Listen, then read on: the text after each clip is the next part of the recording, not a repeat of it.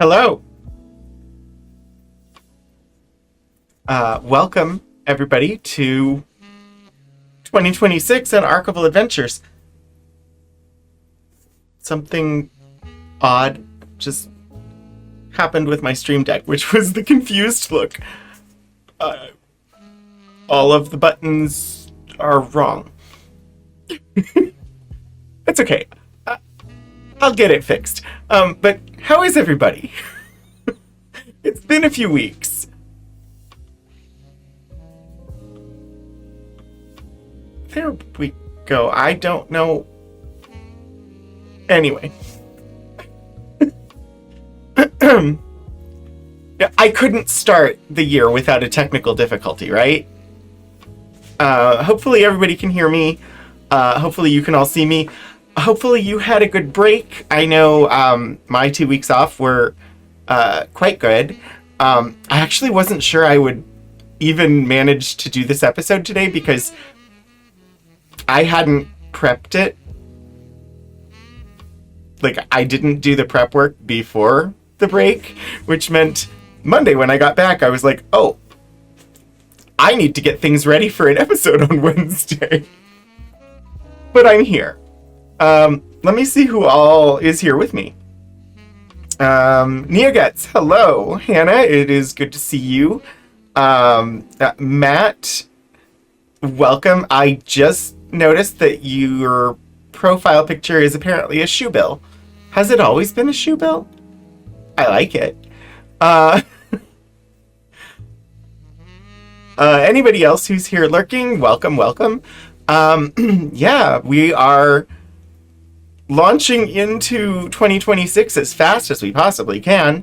So let's talk about what we're going to look at today. Which... It's always been a shoe bill, and you have a shoe bill emote. That's awesome.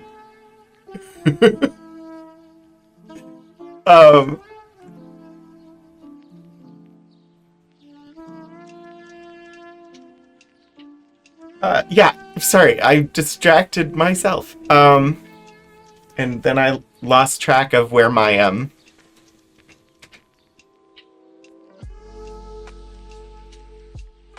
cursor was.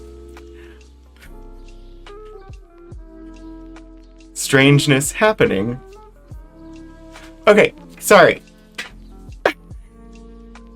An application had reopened that I had closed, and it was confusing me. Today we're going to look at the development of supersonic aircraft, specifically supersonic commercial aircraft. And we will be doing that via the F. Edward McLean papers. So let's take a look at who F. Edward McLean is and what those papers contain. This is actually going to be the first episode of a new ongoing series, because why not? This ongoing series will be focused on the archives of American aerospace exploration. So at least once a month, I will be bringing you things from various collections that are AAAE. We have a lot of them. We've looked at some of them before, but now I'm officially going to do a series of them because they're really neat. Okay, so Francis Edward McLean graduated from Louisiana Polytechnic Institute with a BS in math and physics in 1948. Held several positions at NACA, which was the precursor to NASA, and then later at NASA. He was, principal aerodynamic evaluator and consultant in the U.S. Supersonic Transport Program from 1963 to 1969. Head of the Langley Research Center's Aerothermo section, 1968 to 1971. So I'm guessing that would be aerodynamic and thermodynamic. Langley is located in Northern Virginia, and it is a research center for NASA, or was. And they had, like, wind tunnels there that they used. Hi, Lord Portico. You may need to refresh.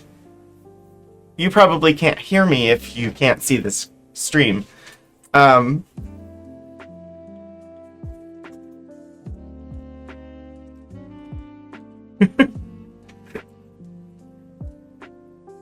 Okay.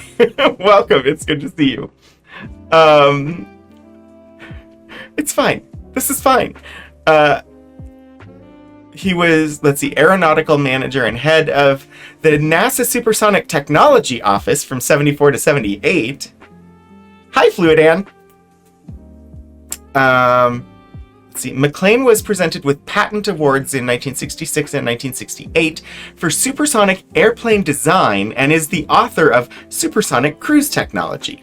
He retired from NASA in 1978. Key squared, hi! Okay. This collection consists of NASA papers related to Francis Edward McLean's work in aerospace engineering. His work at NASA specialized in supersonic aerodynamic design and analysis and high-speed management. Not high-speed management as in a manager. High-speed management as in managing travel at high speed. The papers consist of writings by McLean, NASA, and NACA-related news clippings, correspondence and inter-office NASA memos, patents, technical reports, presentation materials, photographs, awards, and citations. Yeah, so as I said, this will be the first in an ongoing stream, or series, of things focused on the archives of American aerospace exploration, and we'll see. I currently have it listed as number 1, but I'll probably renumber so that the previous episodes we've done with collections related to that, we'll just incorporate them as part of the series. Okay, so the list of containers is there on the finding aid as always. You can see F-15, the SCAR project, sonic boom papers, which I'm very interested in, supersonic air transportation papers. So this is all going to be related to supersonic travel. And I know some of the papers relate to NASA's work developing a supersonic commercial air transport, which was eventually NASA's design wasn't the one that became actually commercially in use, but a number of its design features were incorporated into the final design that became the Concorde. Okay, so let's look at some documents. If I remember how anything works. Okay. I do not know why it suddenly became super blurry. I just pulled the first folder. This is the one labeled F-15 papers. So we'll talk about the F-15, which of course is a supersonic military jet, not commercial air transport. And I don't know much about what's in here, so we have, I mean, I never know much about what's in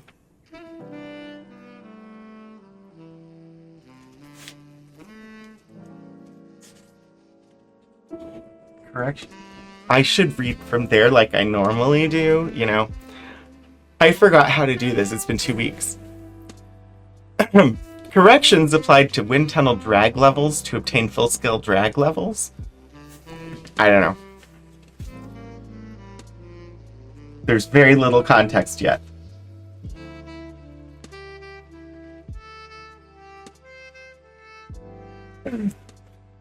Drag comparison at Mach 1.6.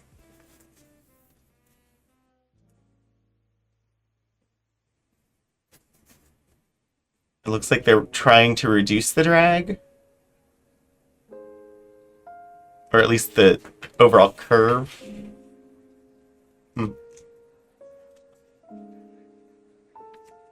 This may not be the best folder to start with.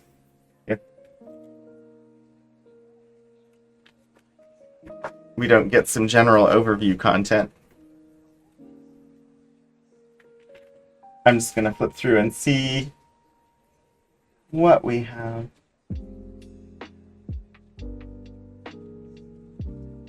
So there's a lot of technical in the... Oh gosh, thank you for the subscription, Fludan. We'll start here.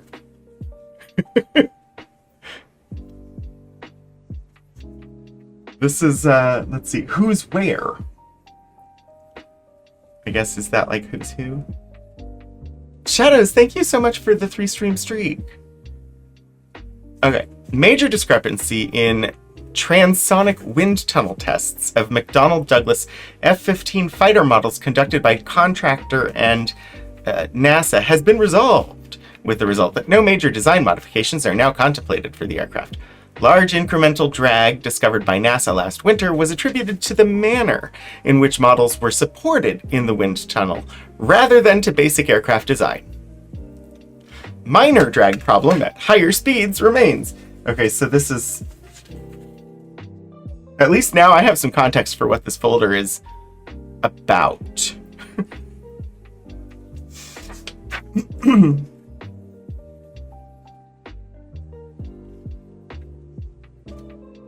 But still, this is very general notes that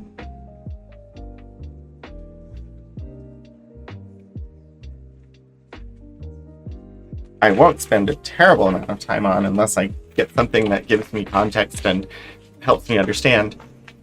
Let's see.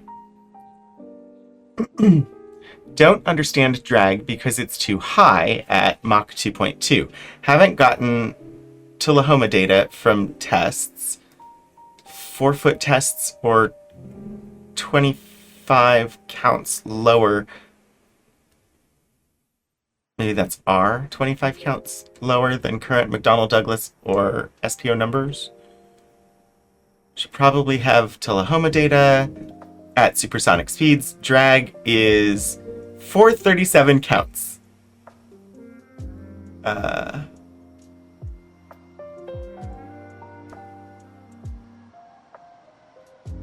Yeah, I don't know what most of this means. But basically, they were doing testing, and he was... Yeah, very general notes. They're full of messages from generals. There were some messages from generals, basically, they were trying to troubleshoot, it sounds like. F-15 configuration. Shadows of Life, congratulations. You've been randomly selected as VIP for the stream. Enjoy your digital gemstone and the ability to affect fun points. Yeah, I won't spend a bazillion hours on this folder because, like I said, most of it is not comprehensible at the moment.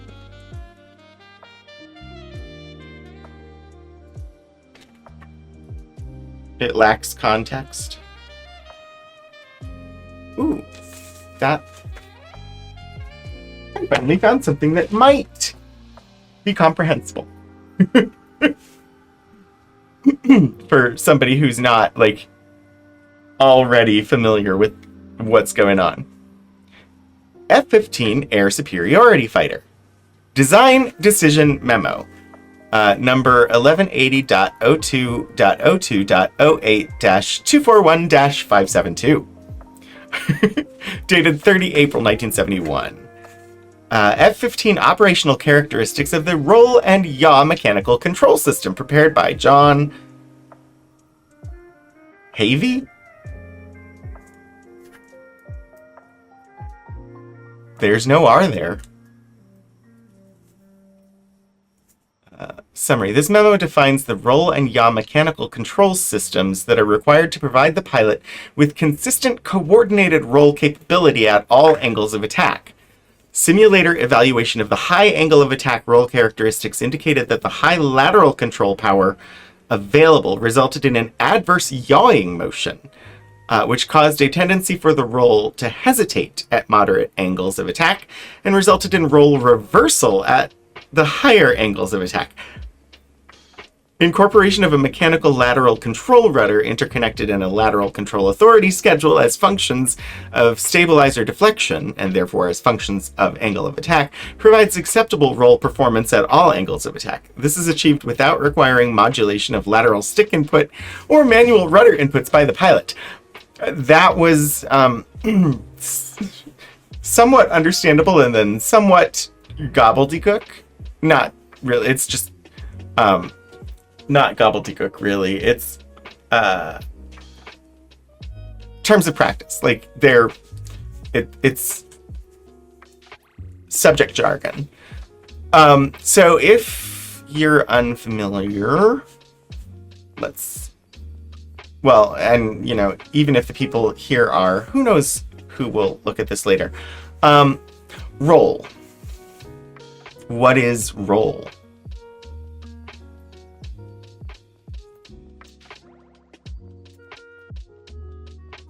I mean, this one's pretty easy, but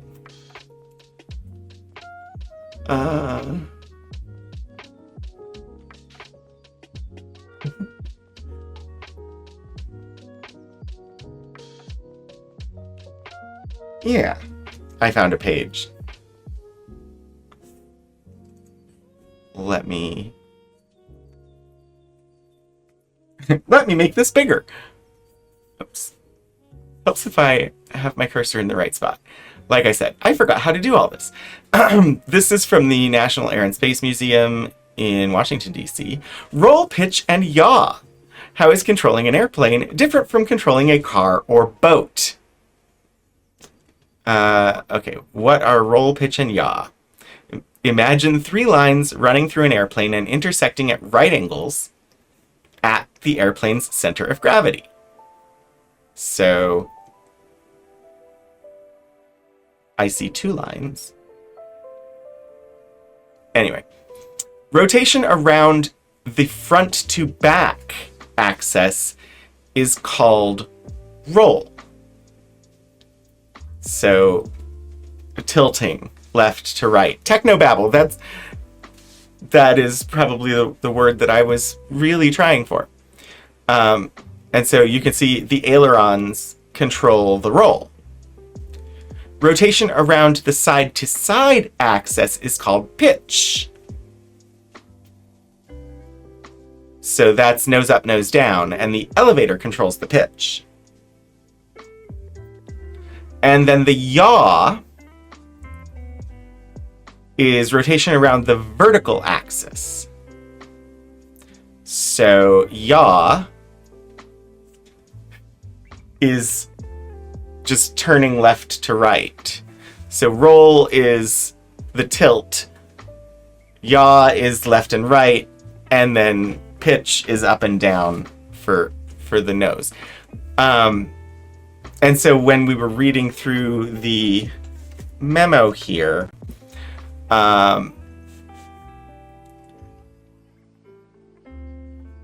it's talking about roll capabilities at all angles of attack. Angle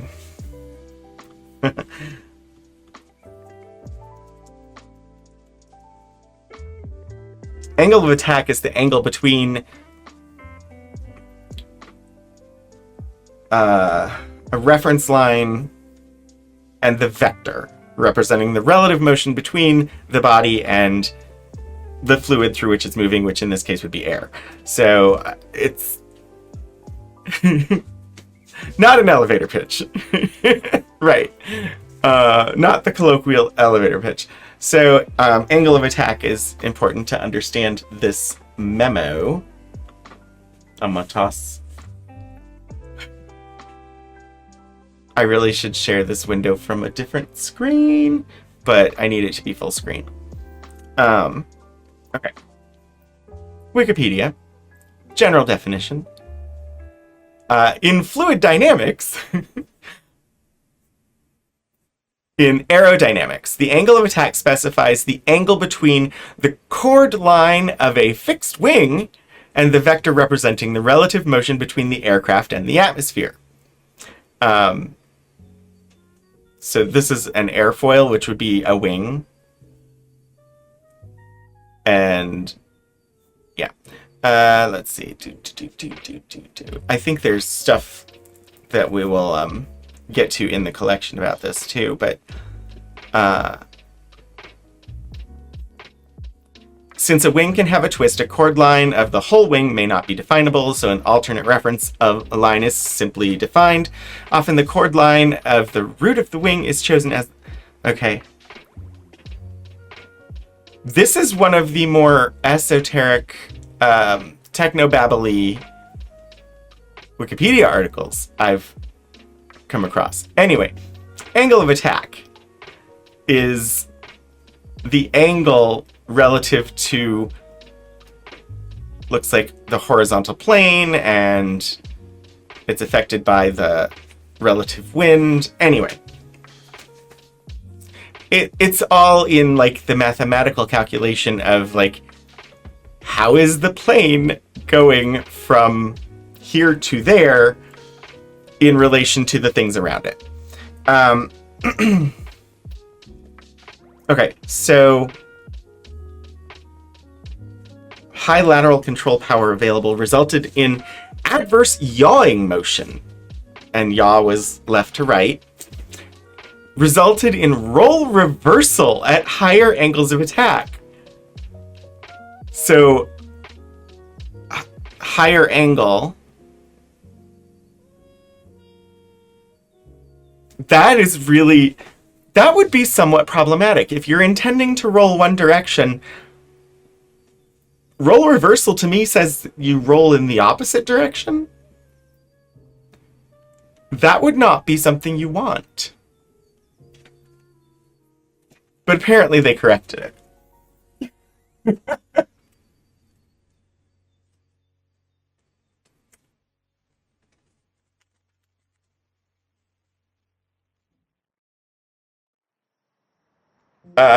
Yeah, this is highly technical, which, you know, great for them. I could read it, but unless somebody can translate for us, I might move on to something else.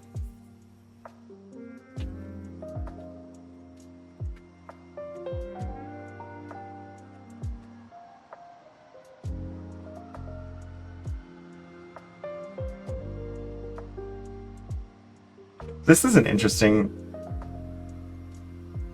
It's not technical.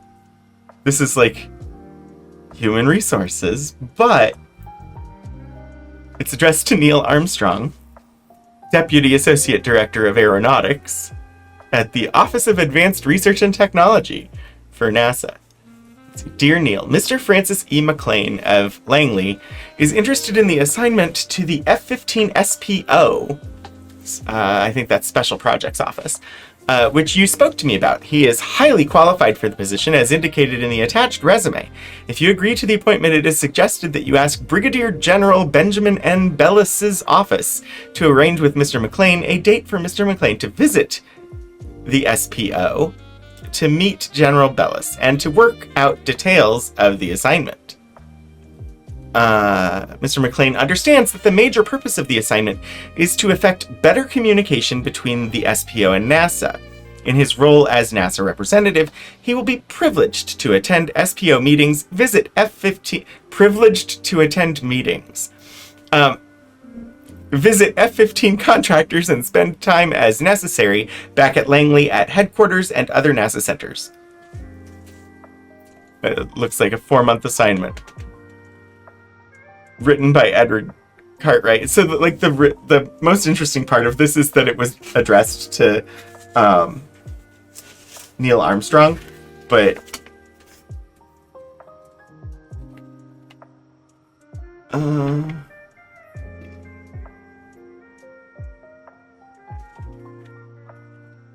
I do want to get to the like commercial aircraft. This is just the first folder in the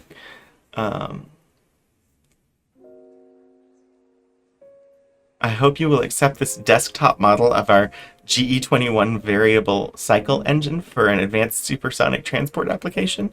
I want the model. I know we have some like aeronautical development items. They're really heavy. That I could bring in sometime. It's always neat getting to see that even the really famous people like Neil Armstrong still have to deal with HR paperwork. I mean, he was an administrative manager at that point. So it's after he flew to the moon.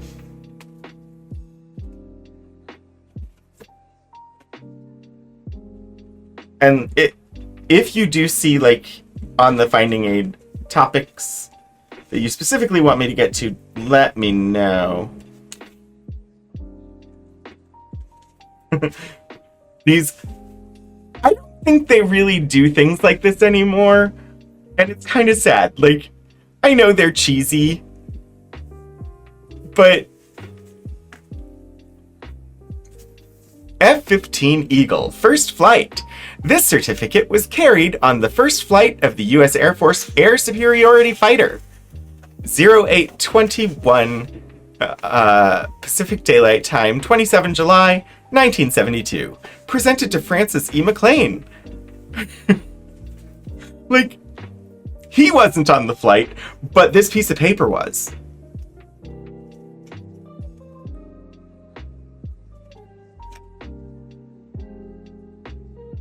And I just think that they're cheesy, but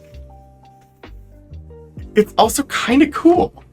This piece of paper was on that flight. Just like in one of the collections we looked at before, I had an authenticated, genuine little square scrap from the Wright brothers airplane that took the very first flight. Like, it was canvas from the wing.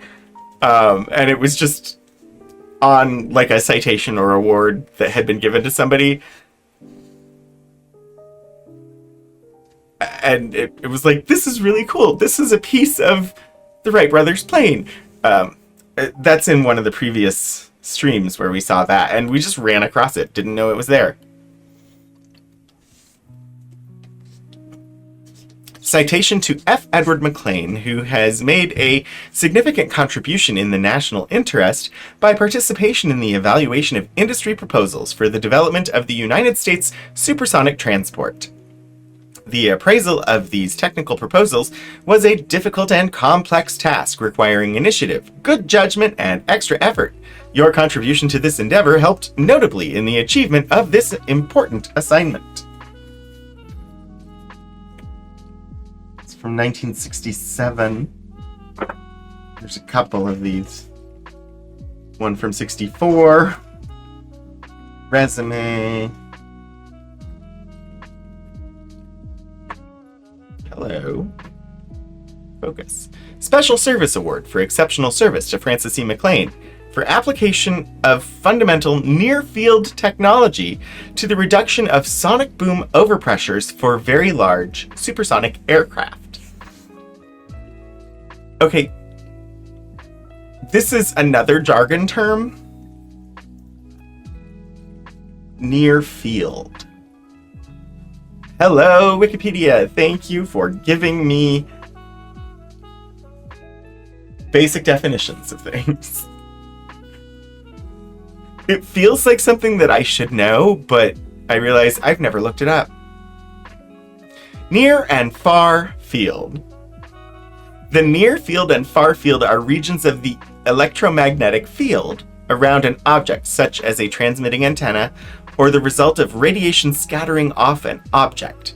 Non-radiative near field behaviors dominate close to the antenna or scatter, while electromagnetic radiation far field behaviors predominate at greater distances. So, near field, non-radiative reactive, radiative Fresnel, and far field. far field E and B, electric and magnetic?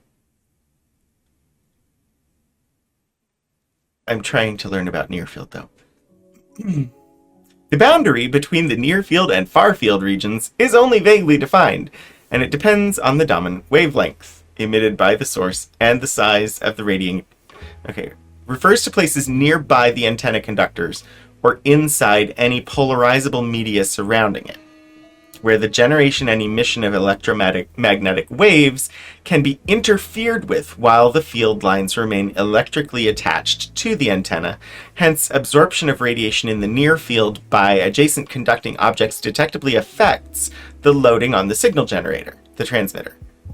The electric and magnetic fields can exist independently of each other in the near field, and one type of field can be disproportionately larger than the other in different subregions.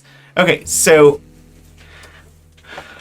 near field would be, if you affect the near field, you have a potential to affect the antenna and thereby the transmission. I wonder what sonic booms have to do with near field. We'll have to look at some of the sonic boom folders, and hopefully it will tell us. Anyway, that was a rather small folder, but it was mostly awards, certificates and things. Okay. NASA correspondence and memos?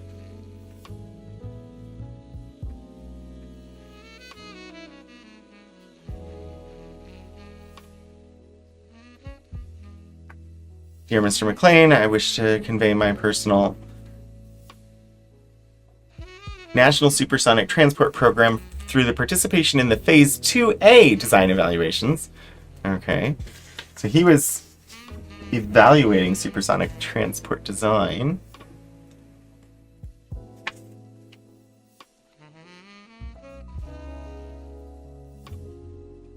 This is a lot of thank you letters, it looks like.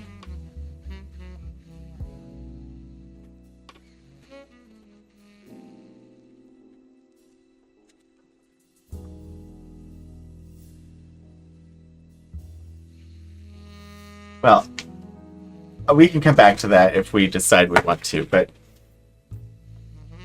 yeah, there's actually two folders. That are related to sonic booms, so we'll go there. Sonic boom papers.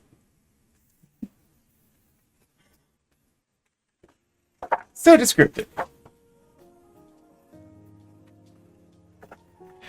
Okay, it looks like we're starting with a newspaper clipping from January 14th, 1965, in the Seattle Post-Intelligencer.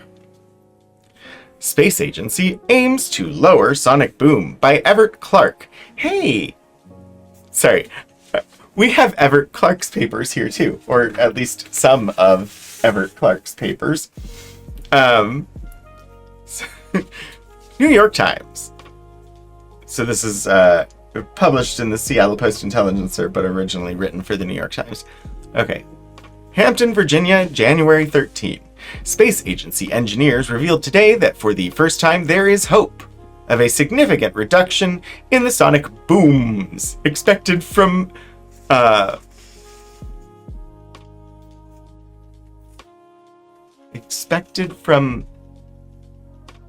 proposed supersonic airliners. It was also learned that the latest designs for the plane evaluated by the government last month are the first to promise a plane that would be as economical to fly as current jets. These developments are among the most significant made since aeronautical research on this type of plane began in 1959, engineers here said. The government is sponsoring the competition among manufacturers and will sponsor developments of the plane if economic, technical, and sonic boom goals can be met satisfactorily. Booms are caused by shock waves of air compressed by a plane as it flies faster than the 660-mile-an-hour speed of sound at high altitude. I don't actually, off the top of my head, know the speed of sound, and it's blurry. It could be 680 mile per hour. I think it says 660, but I don't know for sure. If somebody wants to check the speed of sound in miles per hour and confirm for me, that'd be great. They are measured in pounds of overpressure or air pressure greater than 2,117 pounds a square foot, which the atmosphere bears down on an object at sea level. Just hearing Street Fighter in your head with Sonic Boom! Yeah. My brain had not gone there, but as soon as I read it, I was like, oh yeah. Supersonic airliners are expected to produce no more than 2 pounds of overpressure under normal circumstances. Flight tests have indicated that this is not enough to break glass or crack plaster. Tests still underway in New Mexico have confirmed the findings of earlier flights that structural damage is caused only by booms of many times the magnitude expected from the airliner. 2-pound booms are large enough to produce complaints, even though human beings have withstood 120-pound booms and have had no lasting physiological or psychological effects. The work that promises some alleviation of the critical boom problem is being done principally by Henry W. Carlson and Francis E. McLean. Both are aerospace engineers at the National Aeronautics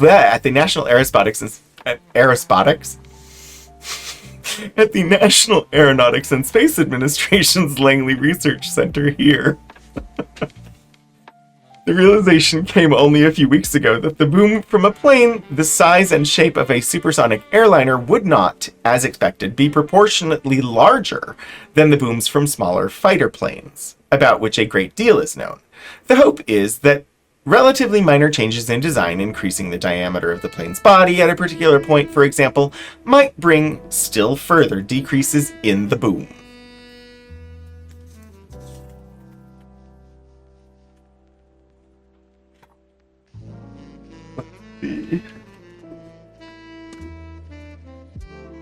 Aerodynamics. This is a whole-on journal article, and we don't have time for a full journal article on this show, but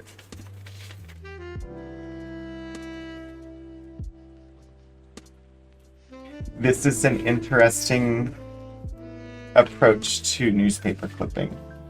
Let me zoom out and you can see what I'm... So we have a photocopy of newspaper clippings, which often is done for archival purposes because newsprint is highly acidic and will deteriorate over time as well as damage the other things that it's with. So sometimes the newsprint itself will be discarded and we will keep the photocopy. Either that or we'll make a photocopy but still keep the newsprint. It just depends on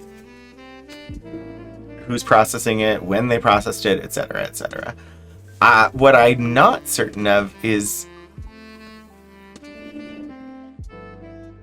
why we have any of this part of the paper other than the masthead, which to get the masthead we didn't need all of this photocopied.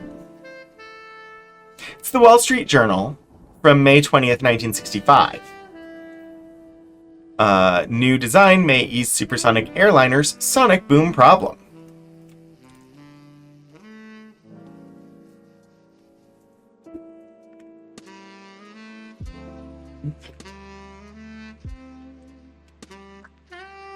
Let's just throw some weighted string on here to weight it down. I'll deal with that when I get to it. NASA engineers say fuselage change reduces noise level. Lockheed Boeing interested. By Richard Cook. Again, Hampton, Virginia. The two government engineers here think they have hit on a way to overcome a major hitch, the sonic boom, in developing a 2,000 mile per hour airliner. The loudest boom occurs when an airplane breaks the sonic barrier, which is about 660 miles an hour at an altitude of 40,000 feet. But a continuous series of lesser booms reverberates through the sky as a plane cruises at supersonic speeds.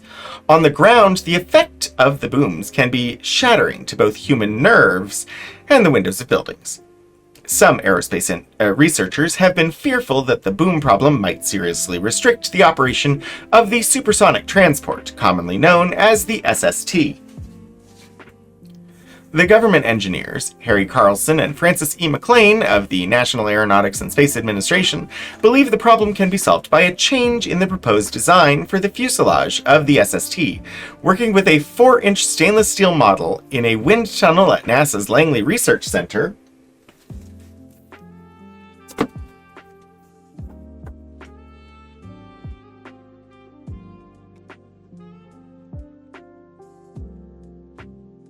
One moment.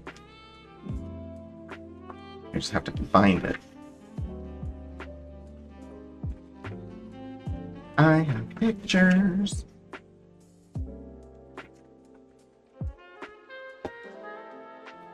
Four-inch stainless steel model. I don't think that's 4 inches. I think this one's bigger. I don't know for certain though. But that is supersonic air transport in wind tunnel at Langley. I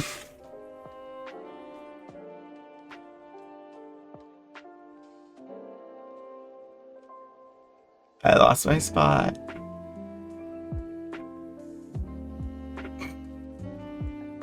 Working with a 4-inch stainless steel model in a wind tunnel at NASA's Langley Research Center, the engineers found that by fattening the fuselage just forward of the wing, they could alter the airflow in such a way as to cut the boom to an acceptable level. Much testing remains to be done, and definite conclusions can't be reached until the theory is tried on a full-size jet, but the proposed design change is generating widespread interest in the aerospace field, including the engineering departments of Lockheed Aircraft Corp. And Boeing Corporation, both seeking a federal contract to build a supersonic airliner. The FAA sets a limit. We already learned about the goal for no more than 2 overpressures of...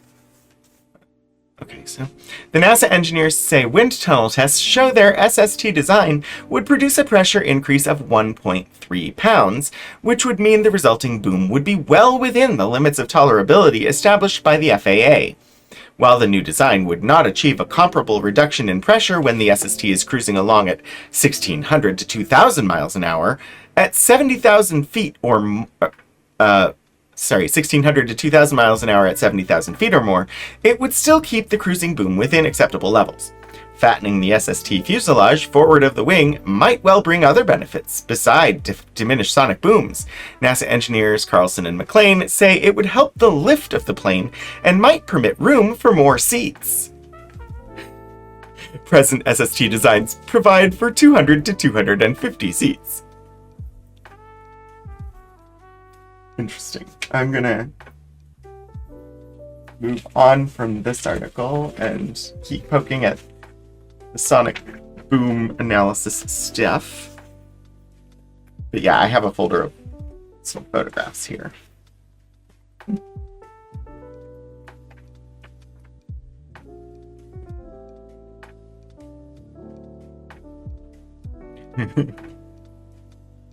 What is this from? July 1966 issue of International Science and Technology. The sonic boom.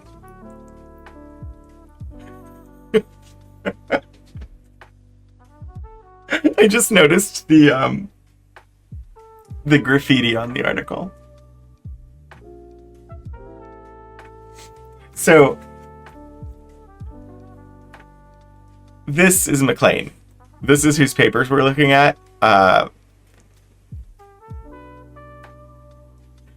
And so this would be Carlson. And somebody has added, Ed, that was my sandwich, in a speech bubble to the photo. No context. It's just sort of humorous. Okay. The copy that gets saved has the the sound is startlingly like the concussive whoomp you would hear if the local gasworks blew up. Frightening as that may be, the experience will become more common in the next 10 years, for the whoomp is an unavoidable byproduct of supersonic flight. Our authors suggest, however, that it can be hushed a little by paying close attention to the detailed shape of the airplane. Harry Carlson and F. Edward McLean have been paying close attention to the shape of supersonic airplanes for more than 15 years now. During that time, their approach has been largely an experimental one, with much of the work being done in supersonic wind tunnels at NASA's Langley Research Center in Hampton, Virginia, where both are employed. With these facilities at hand, it is not surprising that they were among the first researchers to use a wind tunnel to explore the relationship between the shape of a supersonic airplane and the boom it makes, the results of which are discussed in their article. In their collaboration, Carlson generally does most of the experimental work, and McLean usually concentrates on the theory. I want to...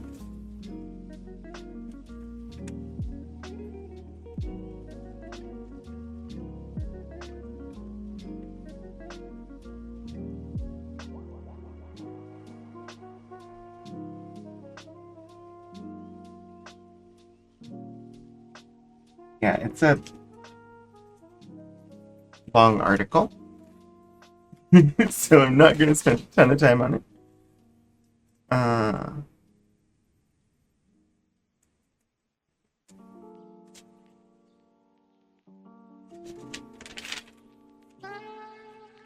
We can look at this. It has figures, as in, like, some graphic elements. Alright. Let's see. Who is the author? Does it say? Okay, yeah, this is McLean writing this. November 3rd, 1964. Addressed to Mark Nichols, the chief of FSRD.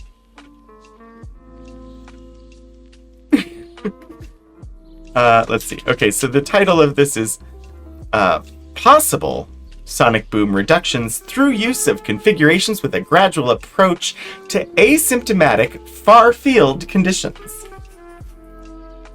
If that's not technobabble, I don't know what is. The sonic boom problem is perhaps the most serious of the many design problems involved in the generation of an acceptable economic supersonic transport. For certain critical flight conditions, such as transonic acceleration, the designer has been forced to regiment size and economy to the requirement that ground overpressures be kept within tolerable limits. Widely used methods of sonic boom analysis, when applied to the Phase 1 contractor submittals in the National Supersonic Transport Competition, indicated that the proposed configurations could barely maintain acceptable overpressure levels, even with the restricted size and weight imposed by the designers to minimize the problem. Consequently, current sonic boom analyses would offer little hope that acceptable overpressure levels are in rapport with the economic pressures for a bigger, heavier transport.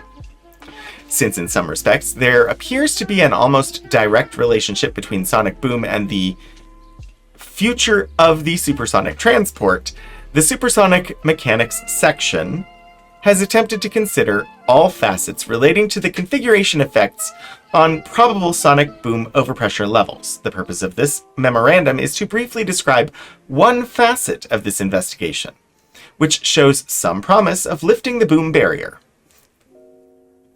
I'm sorry. Just every time they refer to the boom, it makes me chuckle a little bit. I don't know why. The concept is based on the general solution of the shock equations presented by Dr. G.B. Witham, and involves the use of configuration geometries which provided gradual approach to the asymptotic far-field conditions. The boom barrier would be a good name for rock band. In his paper, The Flow Pattern of a Supersonic Projectile, Dr. G.B. Witham provides general equations for the location and strength of the shock waves generated by an equivalent slender body area distribution. at specified supersonic flight conditions. In simple form, this general solution can be expressed as... I'm not even going to try to read the mathematical notation in, like, out loud, because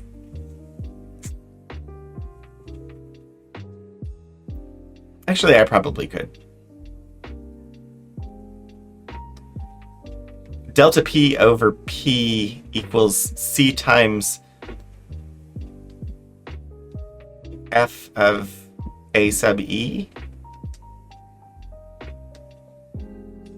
equals C times G of A sub E R over L. Yeah, no, I don't math that very well. This is somewhat beyond my understanding of mathematical equations, but because I think some of these are actually like referring to specific things that are not simple variables. Anyway.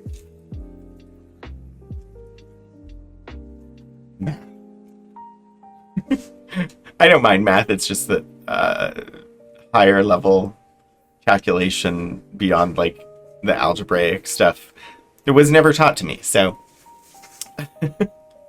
it can be seen that in this general solution, both the shock overpressure, delta P over P, and the radial distance at which this pressure jump occurs are functions of the shape of the effective area distribution, A sub E. If one follows this general solution from the vicinity of the generating body outwards, the influence of the shape of A sub E on delta P over P and R over L diminishes. Finally, a radial distance can be determined at which the general solution can be replaced by its approximate asymptotic expression, delta P over P equals K times K of A sub E over R divided by 2 times 3/4. I don't do that kind of math and I'm a little lost. Yeah, no, it's I haven't focused on maths in a long time, so on the approximate asymptotic expression, which is commonly referred to as the far field condition, delta P sub P is dependent on the shape of A sub E only... delta P over P is dependent on the shape of A sub E only as a constant related to A sub E. The shock strength varies as R over L to the minus 3/4. I think that's meant to be an X, like a... I don't know. Irrespective of A sub E. There are two important factors to be pointed out in regards to the general, equation 1, and asymptotic, equation 2 expressions. First, the two solutions are compatible. In other words, results from the general solution can be followed directly to its corresponding asymptote. Second, and perhaps more important, the asymptotic expression is an approximation to the general solution. It is a good approximation only after the general solution indicates that body shape no longer has a great influence on the shock. Part of the problem here is that small k and capital K are, I'm pretty sure, measuring different things, which is not an ideal choice of nomenclature. Yeah. I mean, higher level maths, when you get into things like I'm sure R over L in that equation, the R means something specific and the L means something specific, and I don't happen to know what those meanings are.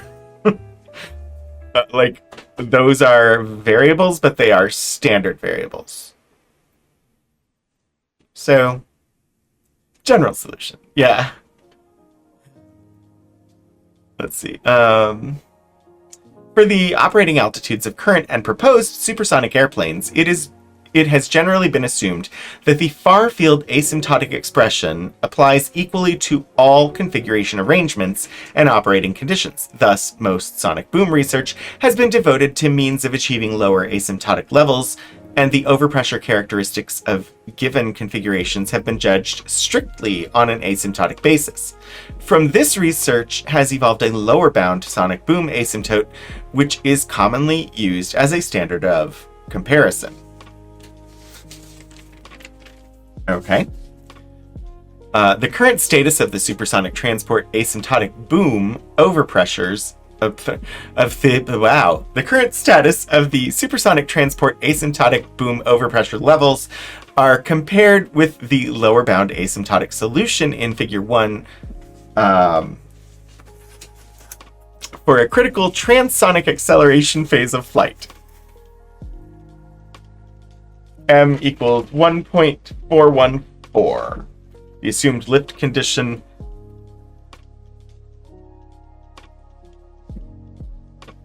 that. Sorry, it's got a Greek letter, but it's a lowercase Greek letter, and I don't know my lowercase Greek letters.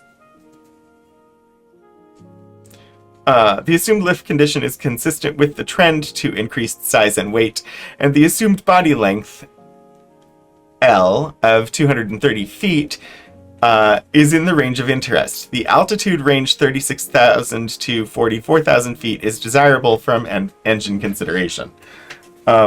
We do have the figures.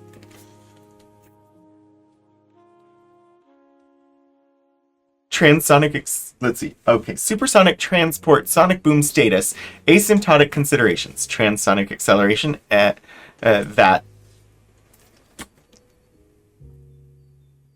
stuff that we just looked at.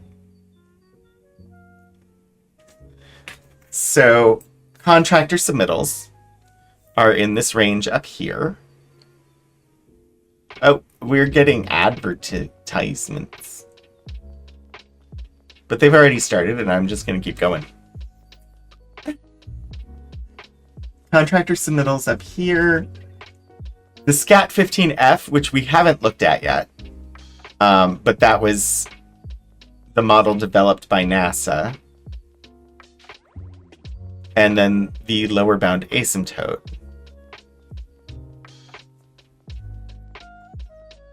So all of the contractor ones are the highest. Okay, I'm going to keep reading.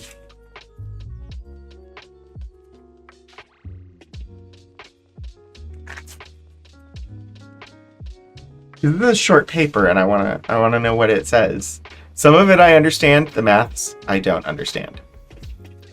As can be seen from Figure 1, the contractor submittals in the supersonic transport competition, shaded area, do not compare favorably with the lower bound asymptotic and practical asymptotic design limit. This relatively poor position can be contributed to several factors.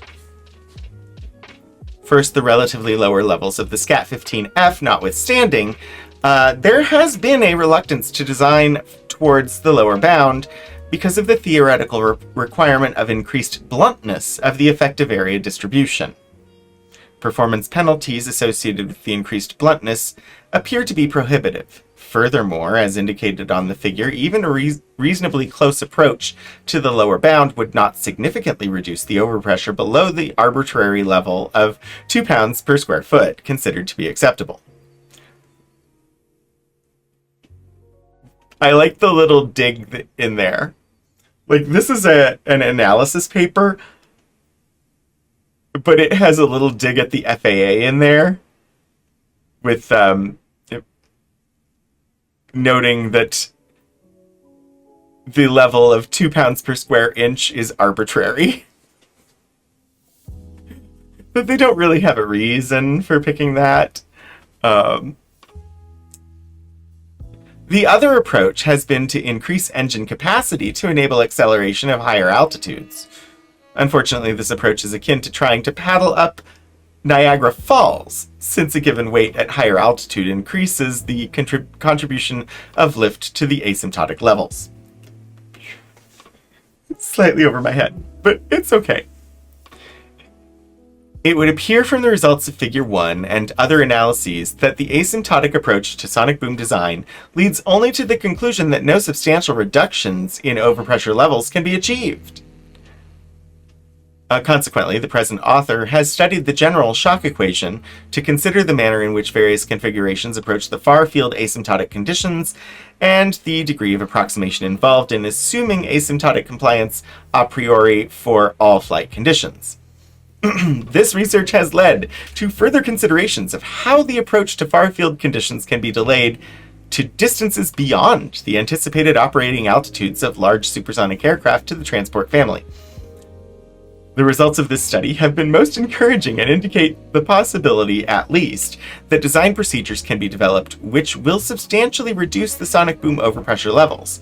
To date, the study has been largely restricted to a critical transonic flight condition, M equals 1.414, and a lift condition corresponding to an anticipated 25% increase in airplane gross weight over previous proposals. The effective area distributions considered have been analytical in nature, however, as the results presented, the assumed area developments have been compared with a practical aircraft arrangement such as the SCAT-15F. Two general types of area distribution have been considered, namely a series of blunt bodies, which lead to generally lower asymptotic boom levels, but which would possibly introduce practical design problems, and a series of pointed bodies, which are more in accord with current aircraft design philosophy. Pointed bodies. I don't know if we have any illustrations of the blunt bodies. We shall have to see.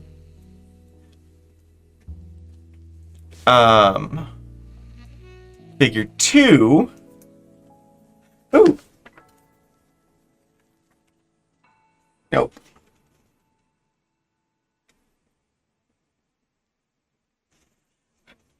Figure 2 presents a comparison of the general solutions for two blunt bodies, short dashed and long dashed curves. Sadly, they're very specific and don't show the plane itself. That's okay.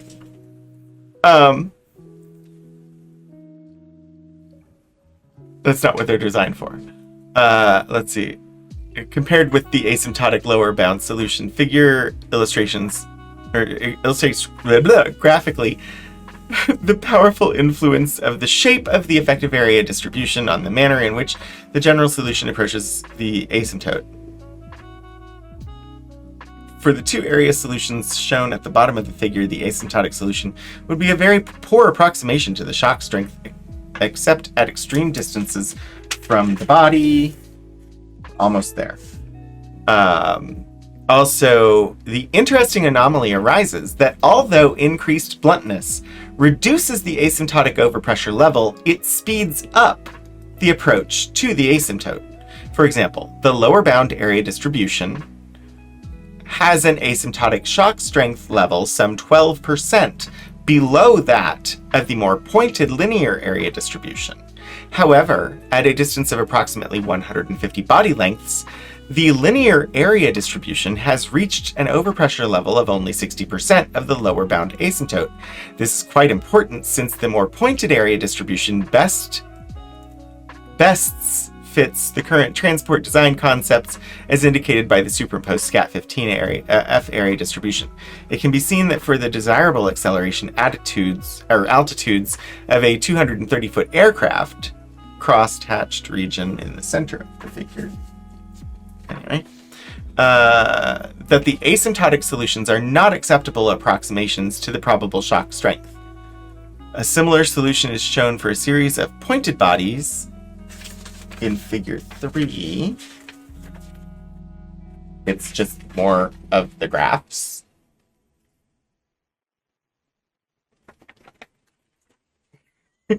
Which is fine. Just the three area distributions have a nominal asymptotic shape factor of approximately 0.6, would produce nearly the same overpressure levels on a strictly asymptotic basis. It can be seen, however, that the shape influence of the overpressure level is significant. Furthermore, as in the case of the blunt bodies previously discussed, for radial distances of interest, the asymptotic solution is not a good approximation to the most probably overpressure levels. The superimposed SCAT-15F area distribution indicates that the assumed area distributions closely approximate that of a practical design. Ooh. Okay. Yeah. I'm going to go to concluding remarks, because my brain is starting to not process what I'm reading. Concluding remarks. Several effective area distributions, ranging from probably impractical blunt body shapes to practical sharp body shapes, have been analyzed from the standpoint of the general shock equations. Oh, Puddleglum, thank you so much for the 51-month resubscription! The results indicate that asymptotic sonic...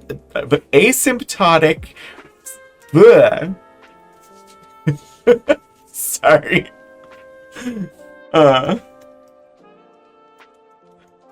We've been using that word a lot.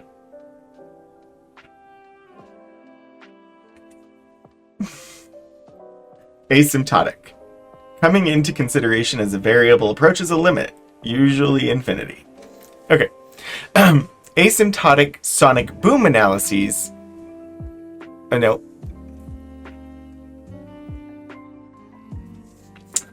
I'm stumbling. It's fine. The results indicate that the asymptotic sonic boom analysis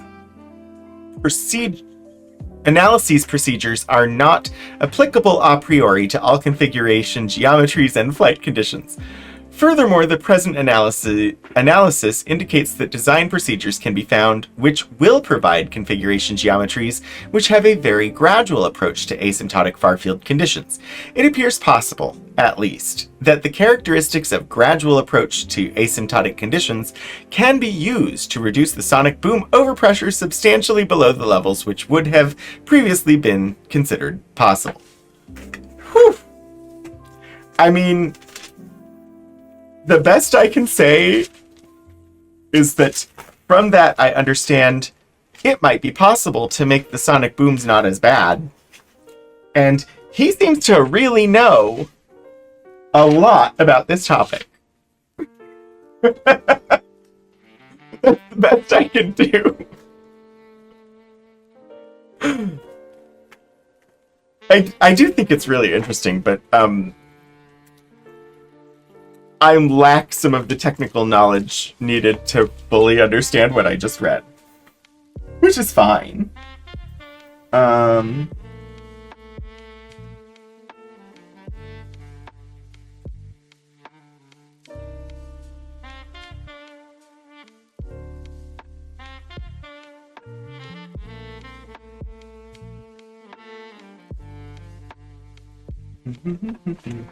I'm just looking to see what all is in here.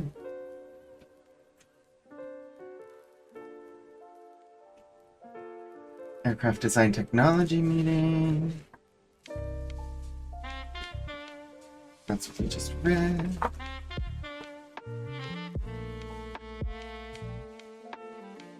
It's a bunch of graphs.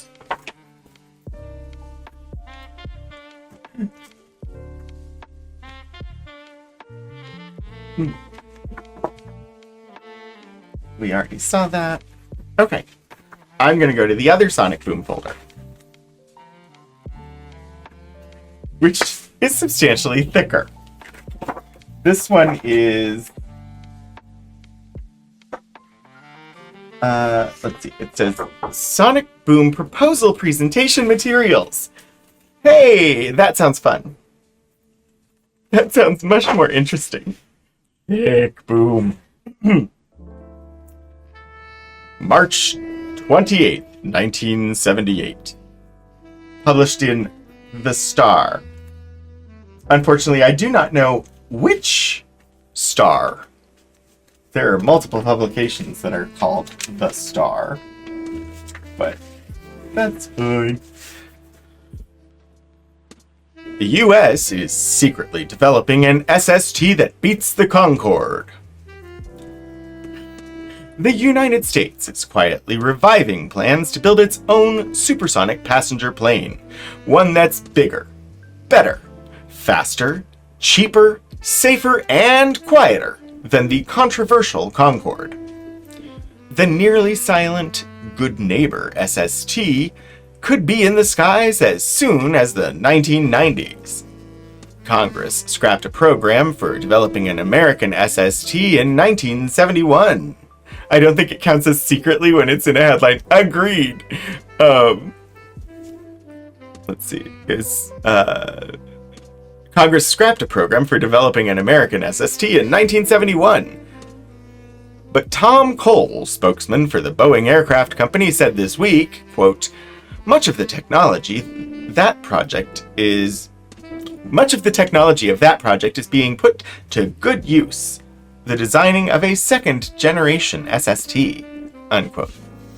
Boeing, which had the design contract for the rejected SST, is now discreetly working with the U.S. Air Force and the National Aeronautics and Space Administration, NASA, in putting together the new one. Ironically, the Anglo-French multi-million-dollar Concorde has indirectly helped in the evolution of the American SST offspring. Quote, Concorde is taking the brunt of the problems and providing us with valuable information through experience, said NASA's Charles Redmond. It is now only a matter of time and money. NASA is providing $1 million a year toward development of the new SST and the efforts of its research division, and Boeing's Cole said, we are putting a lot of our own money into it because we really believe in the SST. It is a multi-billion-dollar project. That's a lot of money for 1978. I mean, it's a lot of money for today as well, but he disclosed some details about the futuristic plane. For a start, the new SST is being designed for 300 passengers instead of the 100 the Concorde carries and loses money on. It will have a cruising speed of 1,800 miles per hour compared with Concorde's 1,200. That is 2.4 times the speed of sound versus Concorde's 1.8. This article is very much, the US is gonna do it better.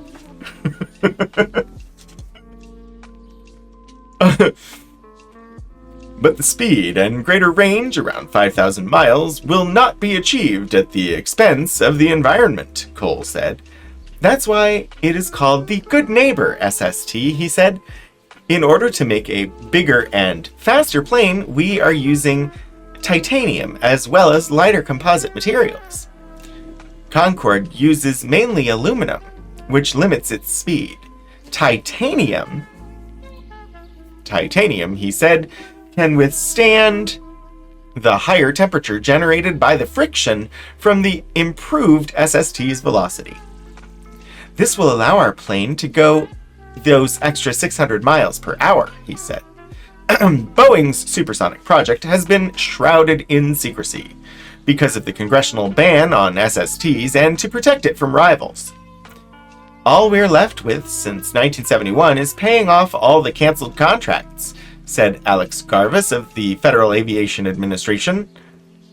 He said it wasn't surprising that the current SST project, dubbed the SST Technology Readiness Program, was under wraps. Not only has Congress decreed the closing of the U.S. SST program, Garvis said, but naturally, if organizations are involved in developing something for commercial gain, they don't want the opposition to know about it.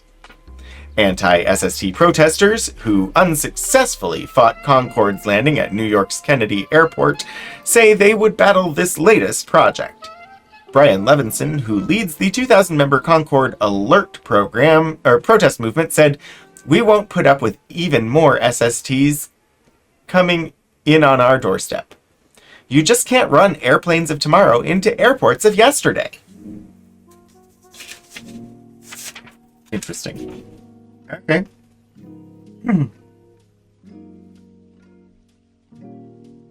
Calculation of the laminar boundary layer of an insulated flat plate by the Clunker-McLean method.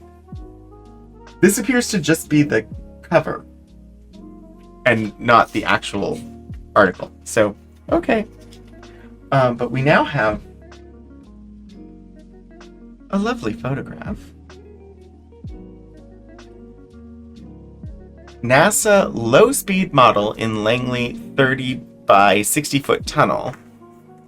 McDonnell Douglas AST baseline design.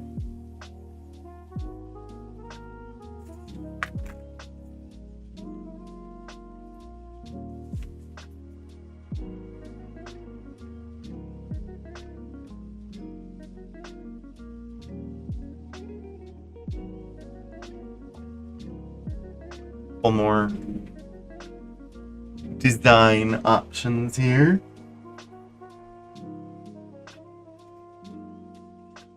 I like, so these are for commercial use. This wing design here is much more like what the Concorde has, or had, and then this is much more similar to like the fighter jets.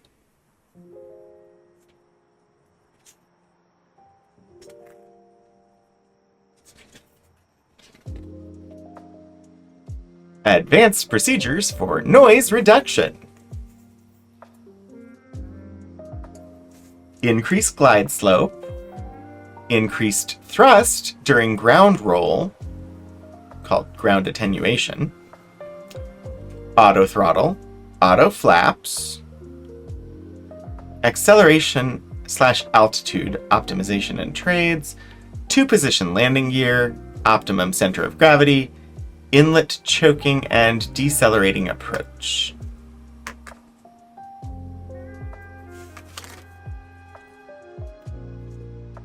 I didn't know this was full of pictures. This isn't the folder that's labeled as being photos. Sadly, they don't have captions on them. Honestly, that looks a lot like the Concorde. It's not the Concorde, but it looks a lot like it. Sorry, I know there's a Concorde photo in the photos folder.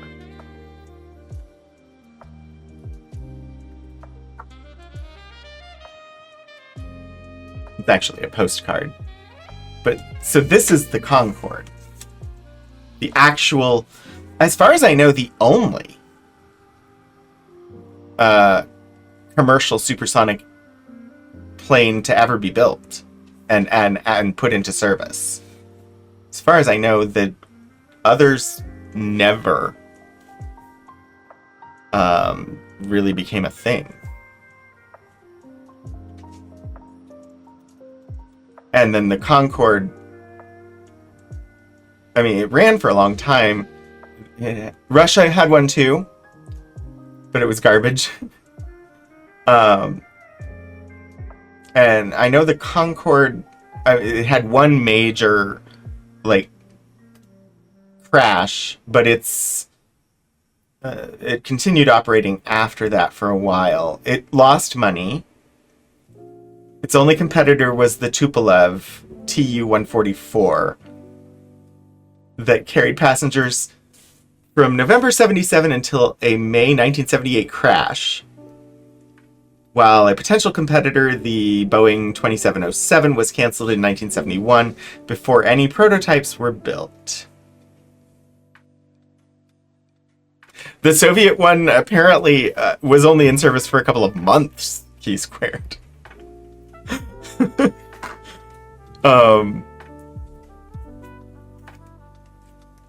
So yeah, while it seems lovely, like the idea of supersonic transport sounds great, but it seems like after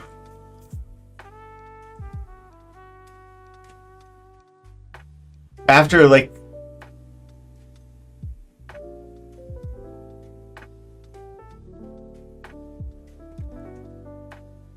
after the late 70s, it was given up on as far as like a concept that they were working toward. The Concorde continued operation until 2003. But it occurs to me that the last book I read on Soviet aviation was probably written around that time. Pearls of Small Town Childhood Libraries. Hey, there's nothing wrong with reading as long as you're aware of how old it is.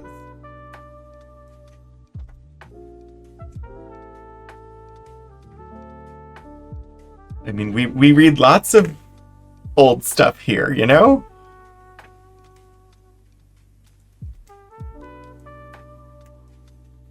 So I wonder if the characteristic nose shape of these supersonic things, like, I wonder if that had something to do, clearly it's an engineering issue, like that helps it either to get the lift it needs, etc. But part of the design apparently had to do with how loud is this thing going to be? What kind of sonic boom is it going to generate? This is a very small one inside of a wind tunnel.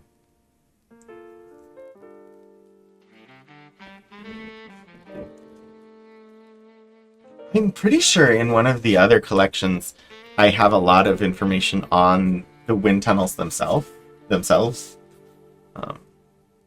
SCAR. Advanced Supersonic Cruise Aircraft Configurations. So these are the different proposed designs for a supersonic commercial aircraft that were part of this design competition. So this first one here is the design from Boeing. And then McDonnell Douglas. Very similar. The Lockheed. And then the NASA one.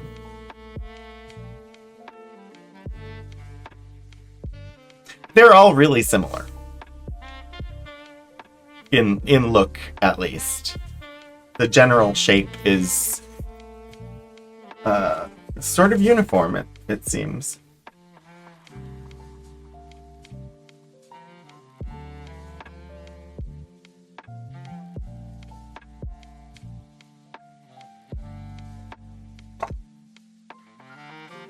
Here's some perspective on how big that wind tunnel model is.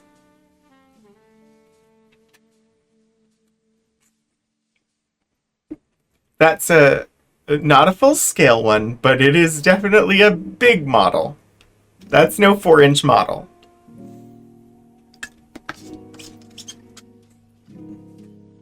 Unless these are people that are less than an inch.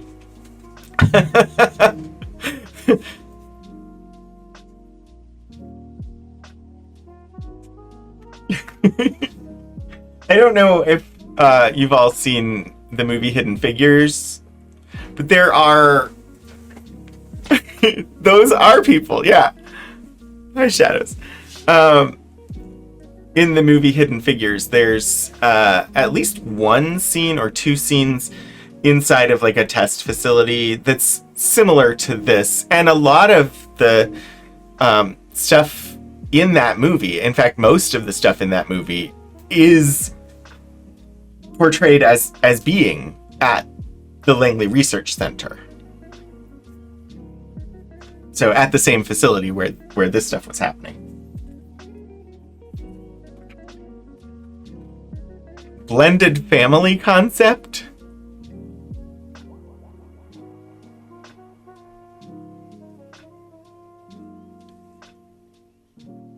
I don't quite know what that means. I'm guessing these are the seating configurations, 5 abreast, 6 abreast, and 4 abreast. But I don't really know.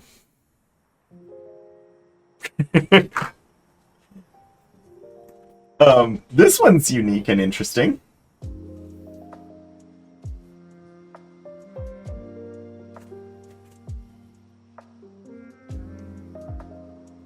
It reminds me of the implications that the airplanes got divorced and remarried is baffling. This reminds me of Hawaiian boats.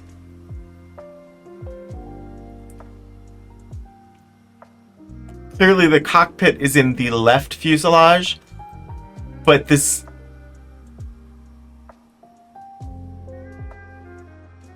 concept of a double fuselage. Honestly, this makes me think of some of the more outlandish Star Trek ship designs. Sky Catamaran, yeah. It's unique and interesting, and I don't think it ever would have become something that actually was manufactured. But from a purely design innovation standpoint, it's intriguing. It's different than all of the others that were feeling kind of samey.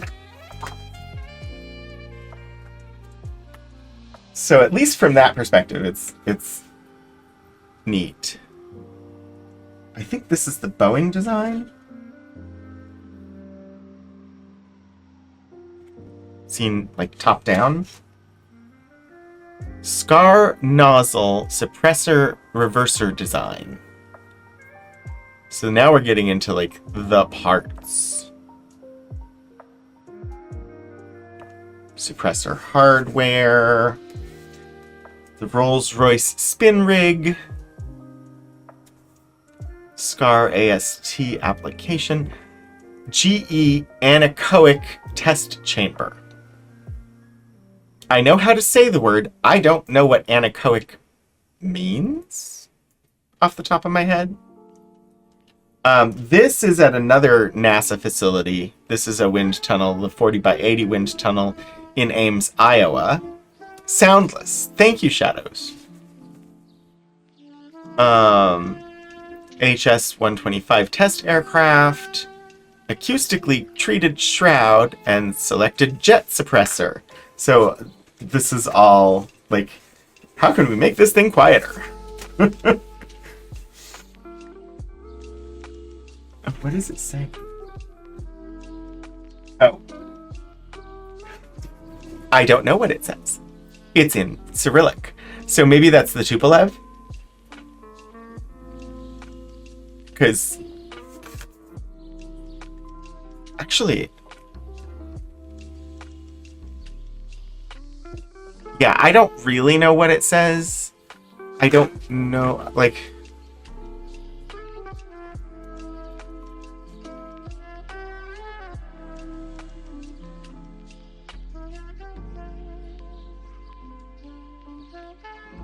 I have a suspicion.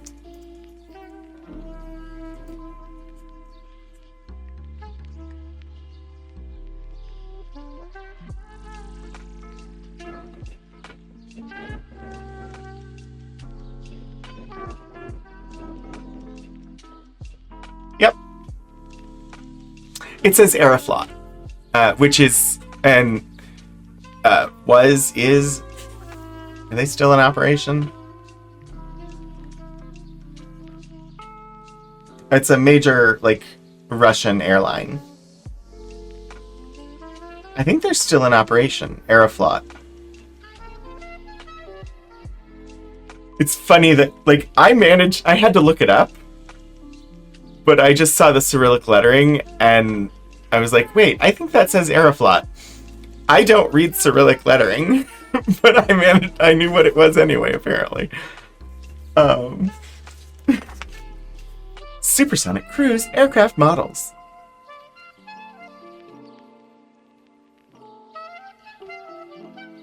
These are really cool. Like, I'm sad that we don't have any of the, like, physical models. That would be... not that, like, we're focused on documents, but sometimes seeing some of the, like, models would be cool. They're probably at the National Air and Space Museum, which is probably a better place for them.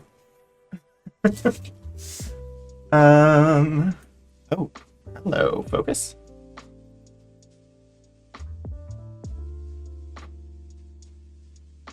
Okay, a map of interrelations between research problems. Wing variable chamber concept, or variable camber concept, sorry.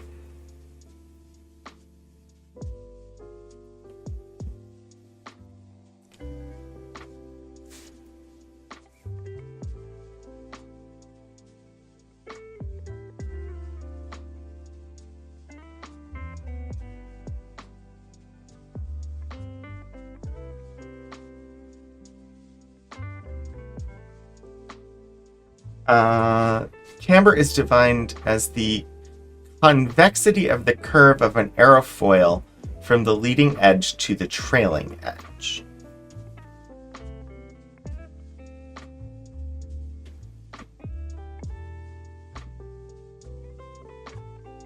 Okay, so this is...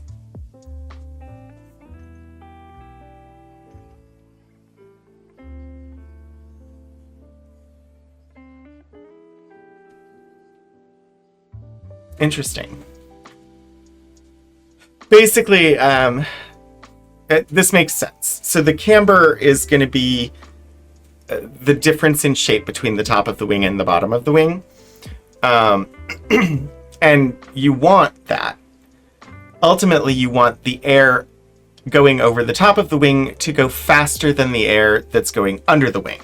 And you do that by making the top of the wing more curved, because then the air on top of the wing actually travels faster to cover the same distance at the same time.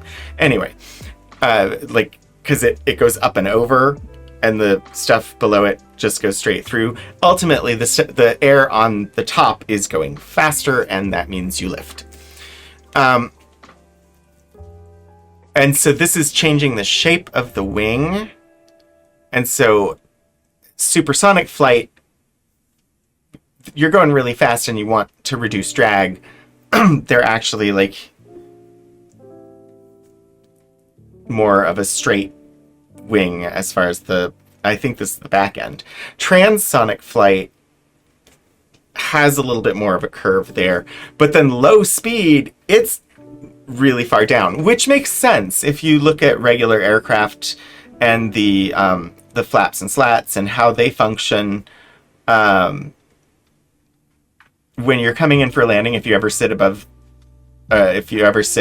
like just behind the wings so you can observe it, when they're coming in for a landing, the back of the wing will like extend out and go down to help slow the plane and change the lift characteristics. It's really interesting. I don't know all of the stuff, but I also I watch a lot of there's a Smithsonian Channel show that I watch that's all about air disasters. Key Squared, thanks for dropping by. And so I know a little bit about aerodynamics just from watching shows that analyze what went wrong and caused airplanes to crash. So this is a Boeing model. Kind of neat. It looks like it's a 2-floor fuselage cabin because they've got windows, 2 rows of windows. I think they're really cool. I think it's like I wonder why the world sort of decided to stop working on supersonic aircraft for commercial use. Like, yeah, the Concorde wasn't commercially, like, it wasn't profitable, but I don't know. This is a cool illustration. It actually looks like it's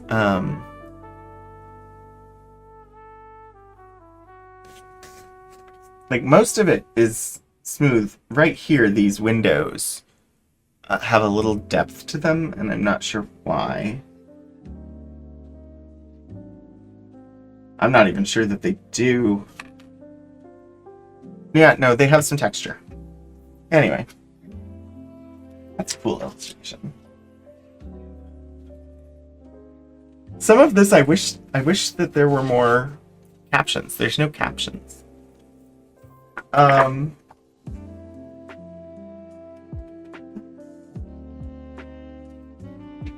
Alright, I'm gonna flip through some of this fast and see, because we're running low on time.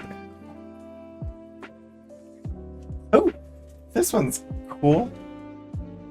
Origin of the SST.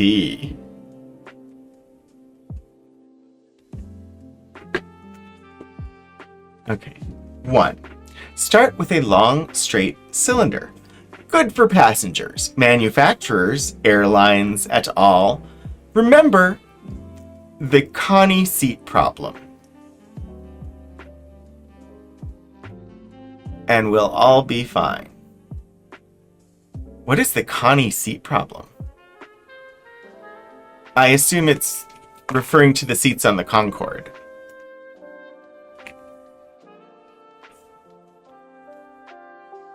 I now go look.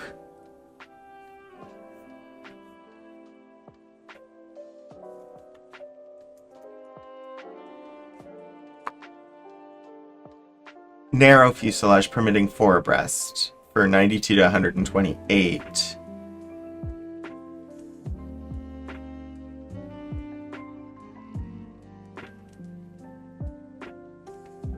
Okay, so yeah, it's basically they're wanting more seating. So, okay, 2.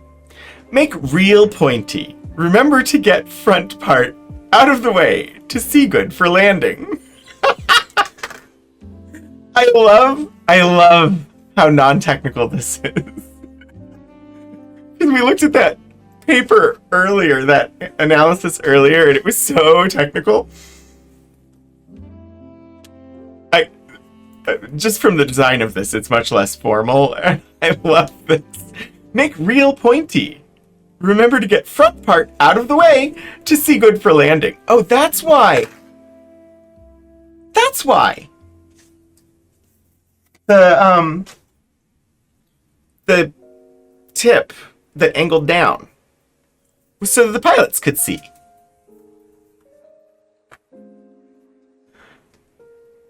Let's see. Add big arrow wing for high L over D.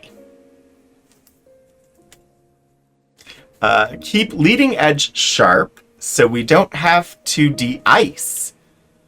Sweep edge forward 3 inches after tunnel tests to get good low-speed characteristics when combined with 4.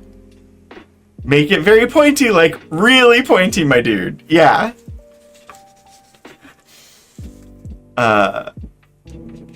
Fill this in to solve low-speed problems and hold wing on. You now have fine place to put engines. I love this.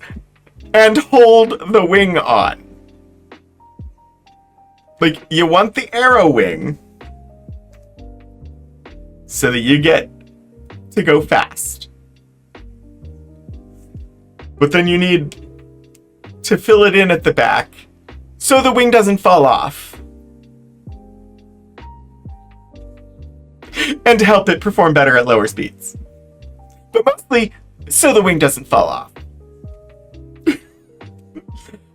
Remove horizontal tail needed with arrow wing before it burns off.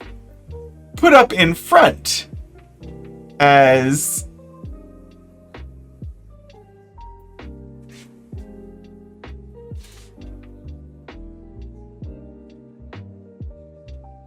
it looks like chimes or Delta 2, but I don't think it's chimes. Well, what happened? The wing fell off. Yeah, so this horizontal part on the tail, they want to move it somewhere else. Okay. Oh, yeah, so they want to take it off of here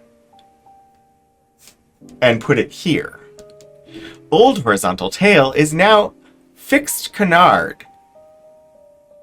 Do this right to get free longitudinal trim and fine vortices for high angles of attack.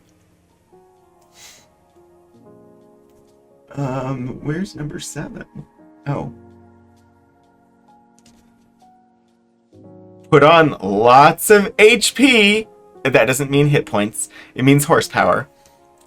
You'll never regret it. I mean, you want it to have lots of hit points too, but this is referring to horsepower.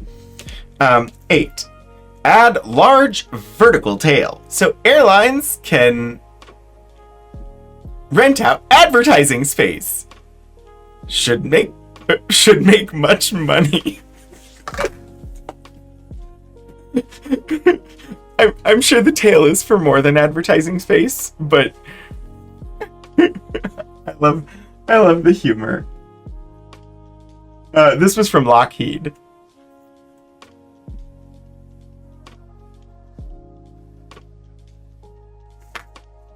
That's cute. The blended arrow wing configuration. Okay, so now I understand blended. So it's the arrow wing, but with the back filled in for more stability.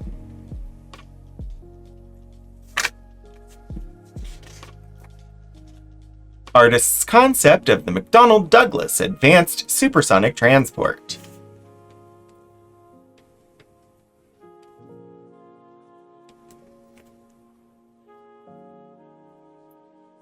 They're all so pointy-nosed compared to modern aircraft. This is also much more similar to the design aesthetic for the proposed, like, new space shuttles. They're much more jet-like.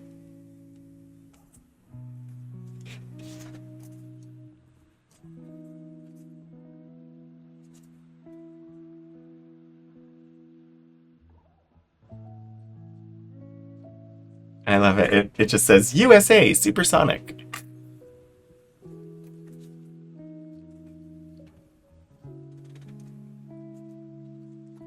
SST. Okay. AST. High-speed model in the NASA Ames Supersonic Wind Tunnel. See, this model is much smaller.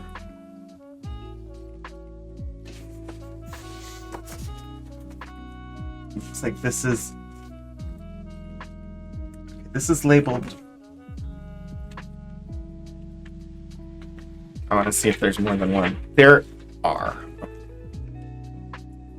Sonic Boom models. So these were for testing the Sonic Boom, apparently.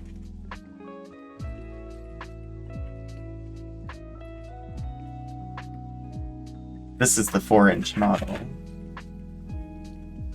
I think. No. This is the 4-inch model. You know. Looks like just multiple copies of the same photo.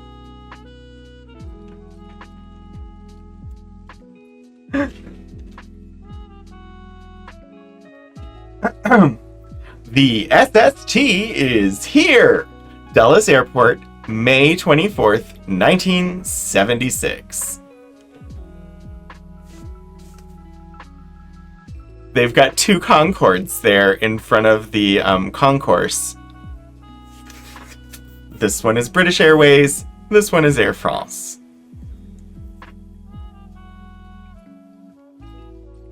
Yes, Concords in front of the concourse.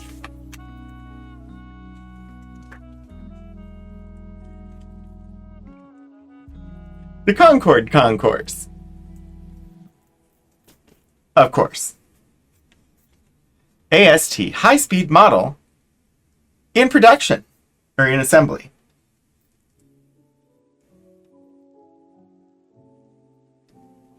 Gotta make them models.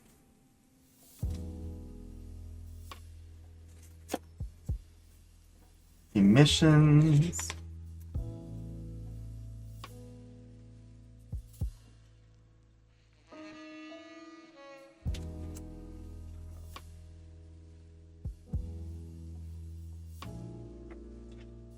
This is actually way more photos than I was expecting this to be. Because this was supposed to be like project proposal documents. I expected there to be a mix of like pictures and technical information, but it's mostly pictures, which I'm not sad about. I love how this is like mounted for this wind tunnel. It's on a pole, but the pole is bent and I assume manipulable and connects right at the back.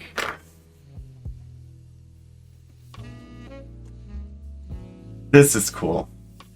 This is a really good illustration. This looks like it's the Boeing model.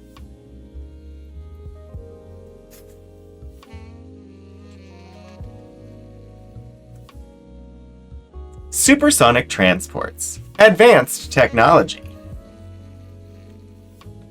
Variable cycle engines. Superplastic formed diffusion bonded titanium structure. Structural design and dynamics refinements. Advanced aerodynamics. Blended configuration. Family concept. These are the seating design options. Supersonic fare surcharge. Percent increase over tourist ticket price.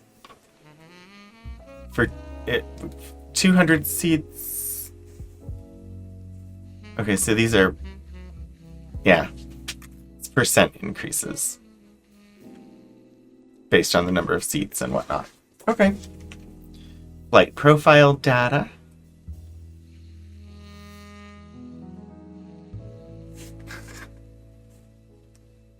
How goes it? GOZ? Like, these are highly technical, businessy, presentation-y things.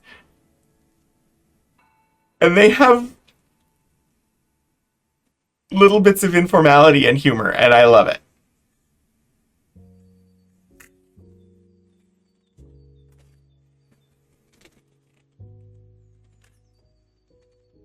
Ooh, that's a cool shot. Look at that. That's from inside the wind tunnel, I think. And you can see one of the researchers up in the observation booth, up above. And you can see the scale of the model because of the person standing here next to it. Although this is not a photograph, this is an illustration. But it's really cool. I like this one a lot.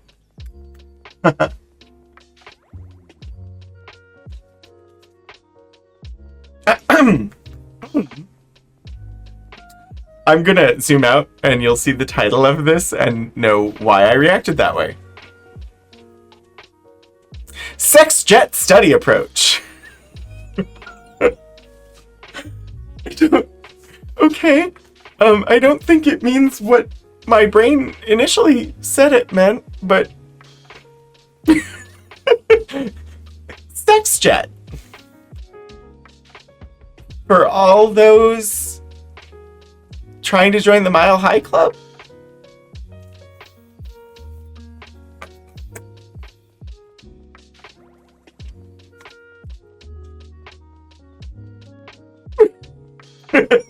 I know, Pedal Glove. Ding indeed. Supersonic cruise aircraft technology progress. Aerodynamics, higher L over D, lift over drag. I just finally figured out what L over D meant. Improved systems, structure and materials, weight and cost savings, propulsion, multi-cycle engines, decreased emissions, coannular reduction of noise. So, improvements happening. Superplastic forming and diffusion bonding. Complete component, examples of panels. Superplastic! Not super in that way, but just means really plastic, really, like, moldable.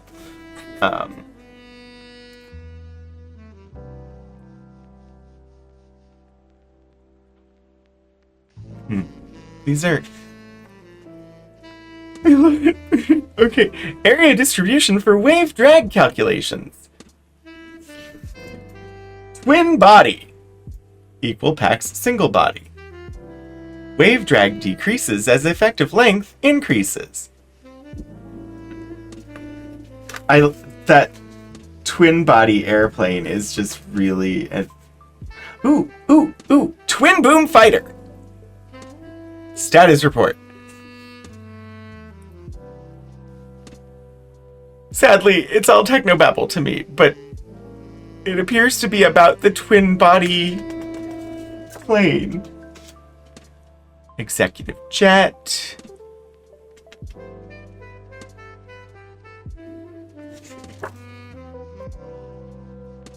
Conformal ferry tank? Oh, it's the fuel tank.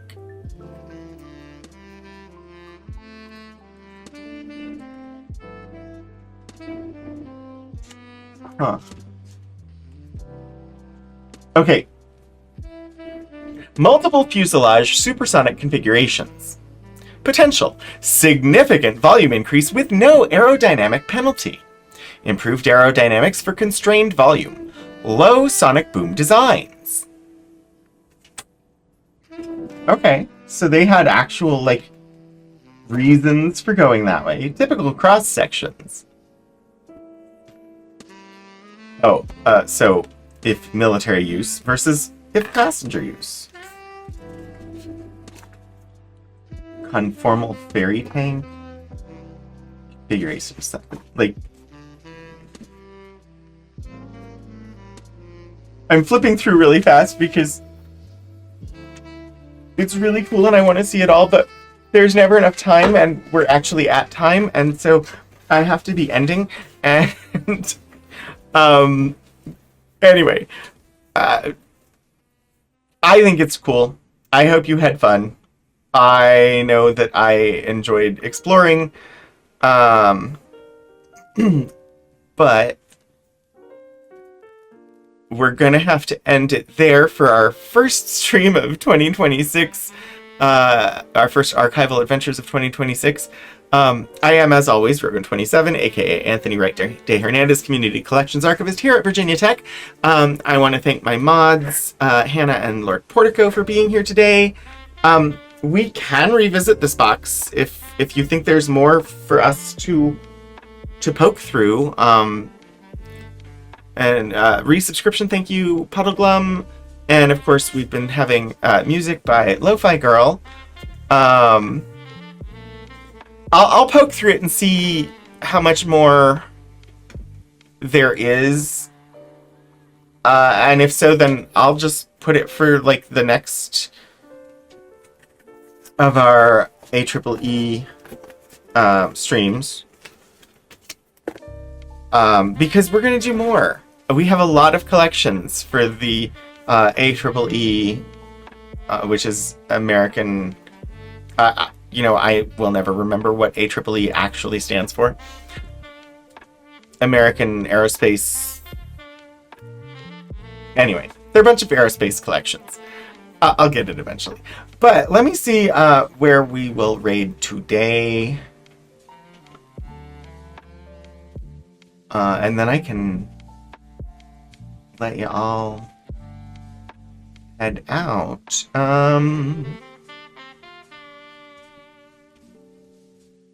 So many good places. But you all know what I'm going to do. It's been weeks and weeks and weeks. And so we're going to pop in on Stephen Joyce because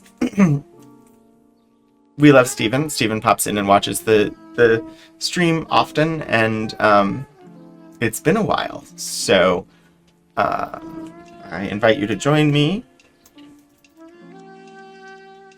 as we go to someone, we can raid nice people, to someone who has a wonderful channel with tiny hats. Definitely ask for tiny hats. And yeah, next time on Archival Adventures, I have something. Oh, next time is Night by Dawn Stewart. So it's the next in our Sci-Fi Stories series, which we're getting close to the end of, honestly. And then, as I said, we'll be doing more of the aerospace things coming up. And I, let's see, week after next, we're going to look at some files about Healing Springs facility. And then we have the Civil War Diary of a Confederate Teen. Yeah, I've been working out, like, what we're night by dawn. Yes. Anyway, thank you all so much for joining me. I hope that I will see all of you again soon. Until I do, keep exploring history, everybody.